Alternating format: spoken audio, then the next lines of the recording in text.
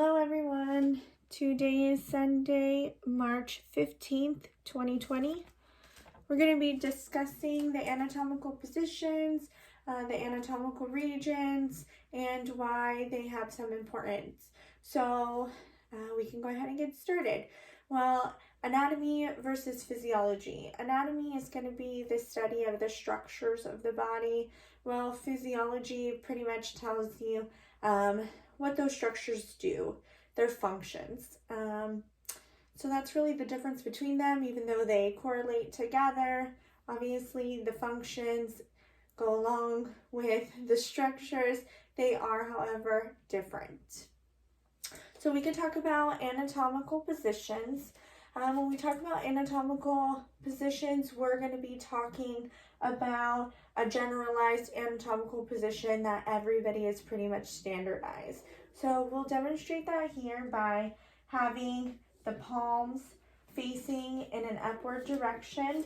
This is going to the side with the palms not flexed but straight, just as you see here. So this is going to allow us to see that anterior and posterior view. It's going to see that superior and inferior view.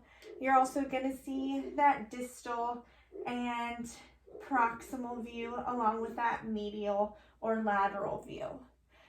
When we talk about anatomical directions, we really are going to be talking about the frontal, the front, and the back, which is going to be this coronal front and back. Then we have the sagittal view, which is going to really divide the body from left to right. Sagittal being completely equal right down the line, the body line, and mid-sagittal or being a lesser half of that equal version. Then you're going to have a transverse view, which is going to really cut the body in half, upper and lower portions, whether that be a transverse angle here or transverse much lower. It's still going to go ahead and cut that right at that transverse line.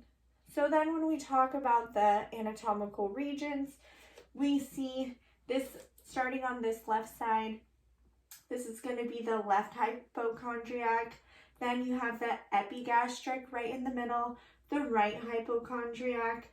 Back on the left side, the left lumbar, the umbilical region, and then the right lumbar. Then down here, you're going to have the left iliac, the hypogastric, and the right iliac, which is going to be in this region.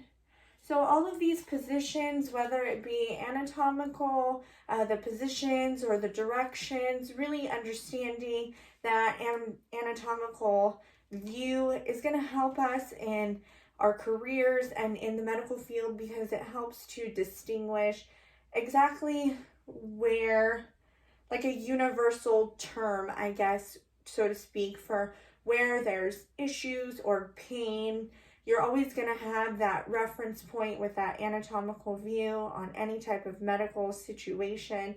It really sets the guideline. So in a clinical setting, we would use this by helping not only to tell our colleagues what's going on with a patient, but also to understand a patient's pain or where they might have a sore of some sort or where they have an issue at all. So these regions can also really distinguish where to initiate a surgical approach when it comes to the lower right quadrant or the right iliac or the umbilical region when it comes to any type of abdominal pain, appendicitis. When you're looking at that right hypochondriac, you're thinking about a gallbladder pain. So these are really beneficial when we look at different types of clinical experiences or examples. So hope that's okay. Thanks. Bye-bye.